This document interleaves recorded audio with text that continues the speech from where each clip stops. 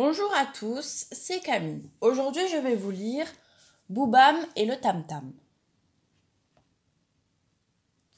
Comme tous les petits enfants qui veulent devenir grands, ce soir, Boubam doit partir.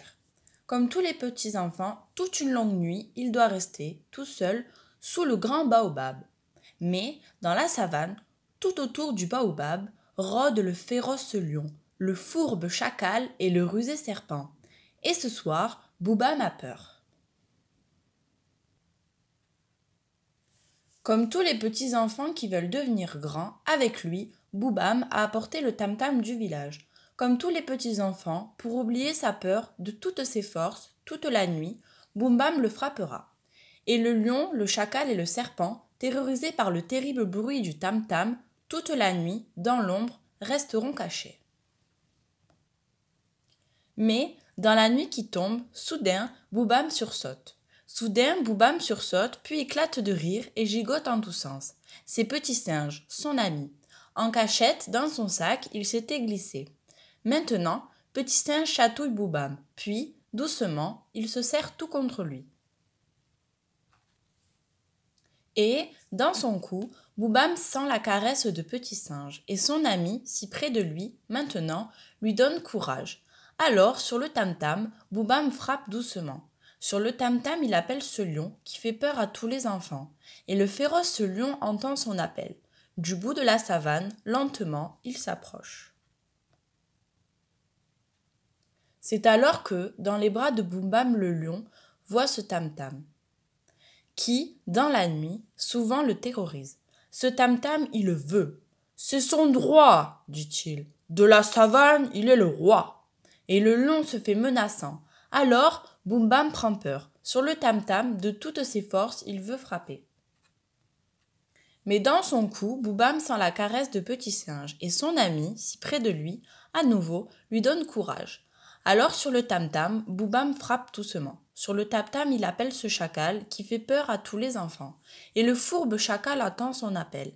Du fond de sa tanière, avec prudence, il sort. C'est alors qu'à peine sorti, le chacal se moque de ce lion qui prétend être roi. Et le lion, tout en colère, sur le chacal se précipite pour lui donner, bien fort, quelques coups de bâton. Mais le fourbe chacal, bien vite, rentre dans sa tanière, puis, par une sortie cachée, sans être vu du lion, tout aussitôt, il en ressort. Et tandis que le lion l'attend, à la sortie de sa tanière, le chacal, à côté de lui, tout à coup le surprend. Et le féroce lion ne le reconnaît pas. À côté de lui, il croit voir un tout autre chacal. « Il n'est pas digne d'un grand roi, lui dit alors le chacal.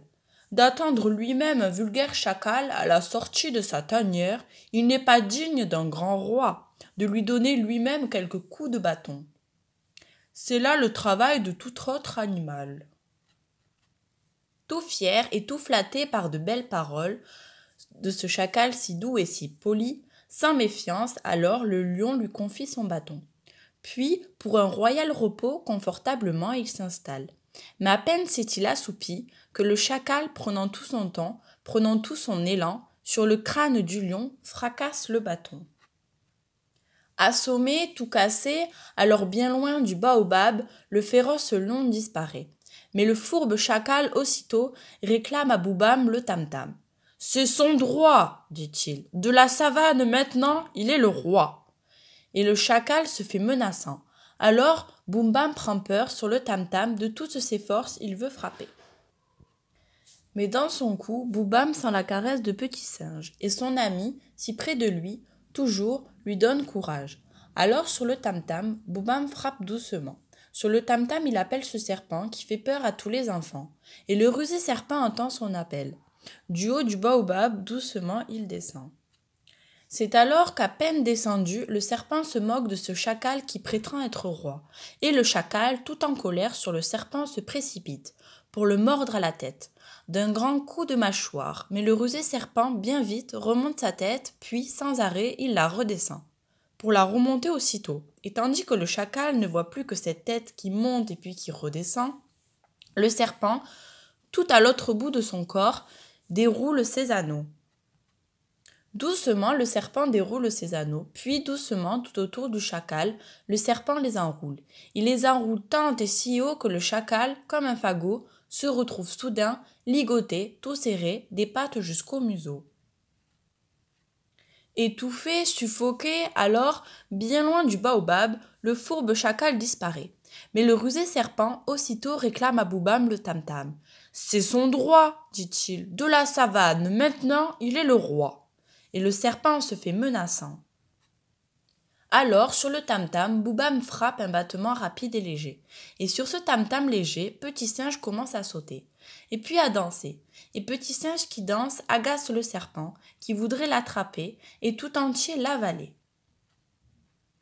Mais Petit Singe, tout en fuyant, fait 1000 tours et 1000 détours. Et le serpent, tout en le poursuivant dans ses tours et dans ses détours, se retrouve soudain ficelé et lié, comme une pelote. Tout coincé et noué, alors au pied du baobab, le rusé serpent s'arrête, sans plus pouvoir bouger.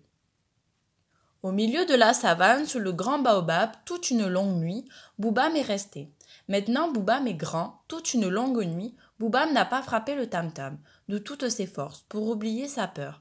Mais, pour les voir de près, apprendre à les connaître avec courage sur le tam-tam doucement. Boubam a appelé le lion, le chacal et le serpent. Maintenant, Boubam est vraiment grand.